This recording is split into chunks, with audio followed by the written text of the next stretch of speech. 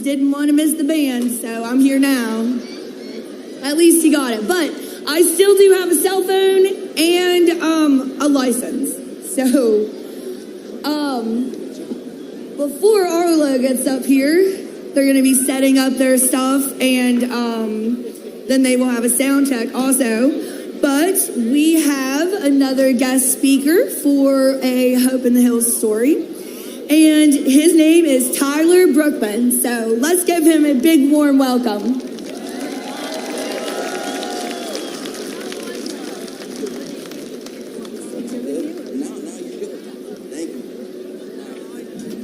How y'all doing? There's a lot more people than, when I committed to doing this. I didn't realize how many people were going to be here, but that's awesome. So I hope everyone's having a good time. I know more and more it's going to be a fun night. So as she said, my name is Tyler, and I'm an alcoholic and an addict, and I'm neither embarrassed nor ashamed about that fact. It's just a fact of my life today, and that's okay.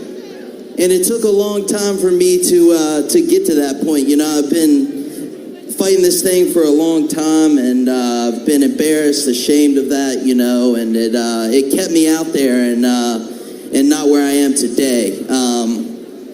So I'm grateful for that, and I'm also grateful for all the friends and family that came over.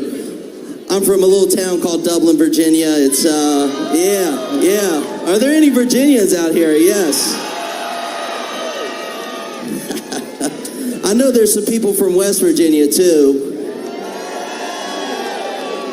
And I just want to let y'all know, I want to know how much the West Virginia fans paid the refs on Thursday night in Blacksburg, because I think the Hokies should have won.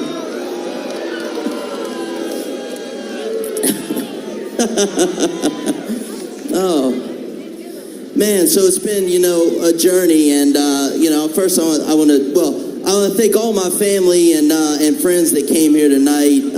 Lots of them traveled over, and I've got a lot of friends and family that are watching virtually too. And without their support, I'm not sure that I would be here tonight. Especially my parents and my little brother that have stuck by me the whole way, because I've put them through a lot. And I know there's a lot of people here that have either been personally affected by this disease, or know somebody close. It's a national thing going on. But and here too, I stopped in a gas station on the way here, and out on the gas station it said it was a drug-free zone, and I talked to the attendant, and she said that it's just crazy. She said it's the whole state, and I know obviously it's the whole region of Appalachia, and I'm proud to be from here, first and foremost. But a little bit about my story. Like I said, I grew up in Dublin, Virginia, and life was good. Everything was normal for me growing up. I'm a believer that, raised here, I was raised, and, my parents taught me right from wrong, just about like everybody around here. It's Appalachia is not just a region. I do believe it's a culture and a state of mind as well. So I knew right and wrong, and I couldn't wait to get away from here when I was in high school, and I ran out from college, and that's when things started getting away as soon as I went away from here. So my story is, anything that kind of takes me out of Tyler. It doesn't matter if it's alcohol, pain pills, cocaine, anything. It doesn't matter, I'm addicted to everything. So by the age of 24, I had completely, I had no more friends. My family was done with me, and they put me into rehab for the first time, and that was back in 2014. I've been fighting this thing for that long. And it's been a long road. In 2016 was the first time I got sober after 2 years of, literally living in hell. And if there's anybody else out here that's been through the same thing, we've been to hell and back. There's no doubt about it. I see you. In In 2016, I found a program out there. It's been around for a long time, and while it was not focused on the issues I had with drugs, it was focused on alcoholism, and I fully believe that if you're a drug addict out there, then you probably have alcoholism too, and that's what I found. And that was the first time that I saw people that had recovered from a state of a hopeless state of mind and body, and I saw them having fun, and I didn't think that there was any way that I could have fun in life without drinking or taking drugs, and that was just going to be my life forever. And I saw these people, and I had never seen such people so happy, and it inspired me to give it a shot. And these people have found God, and it's crazy. And I'm not a religious person by any means or anything like that, but these people have found God, and it inspired me to do what they did and to follow in that direction.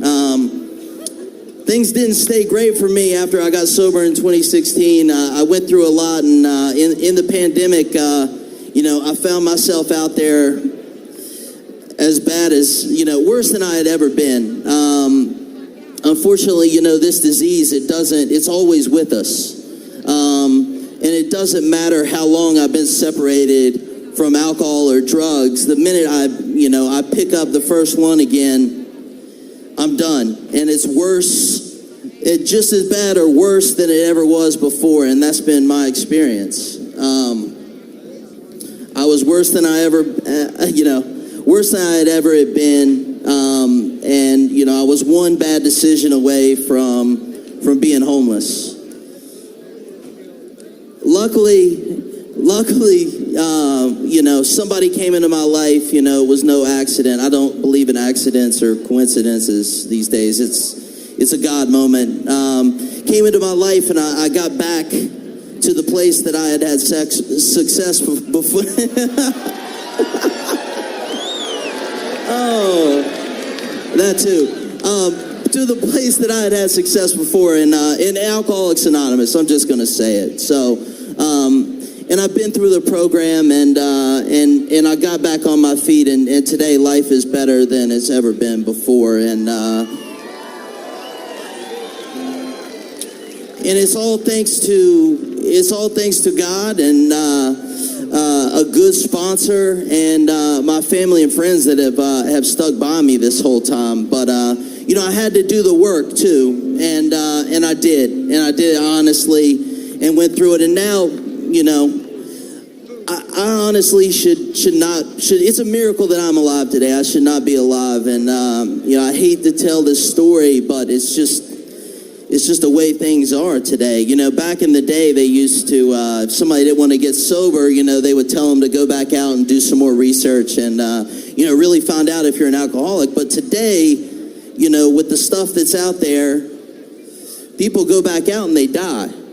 It's life or death for me and anyone out there that's dealing with something like this. And, before I went to treatment this last time, I just, I had to use one last time.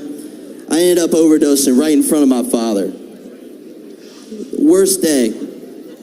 And I don't tell that, it was an awful day, but, if anyone has been there, it's possible to get to hear from that. And that's what I try to do today is I try to help the sick and suffering alcoholic and drug addict that's still out there and that doesn't know that, that there's a solution to the problem.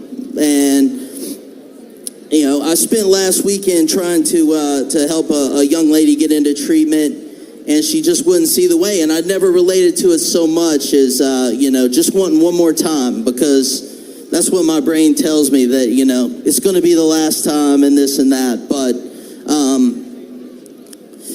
it's crazy. And I hate that it's become such a problem here back home. And, unfortunately, the folks in Washington, D.C. or at the news channels in New York, they don't care about the people in rural America.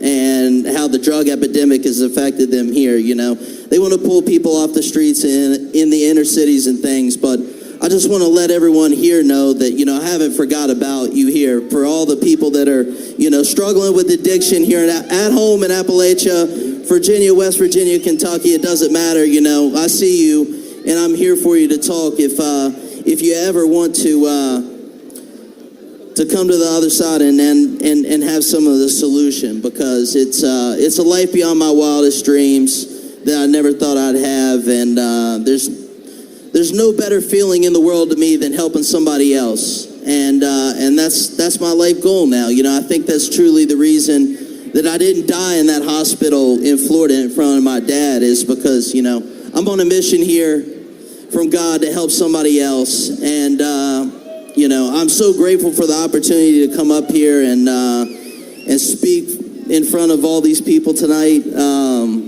I'm glad I wasn't too stage fright. I made a couple mistakes, but yeah, thank you all for being here, and you know, thank you for supporting this wonderful organization, because they're doing some great work here, and yeah, so grateful. Let's give a round of applause. Actually, let's go ahead.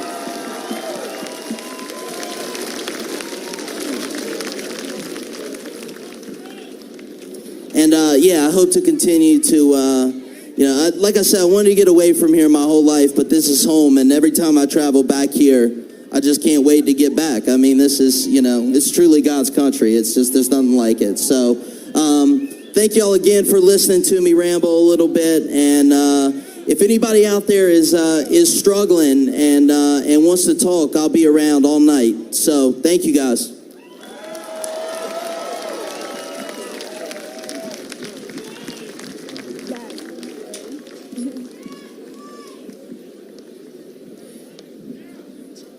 Who's ready for Arlo McKinley?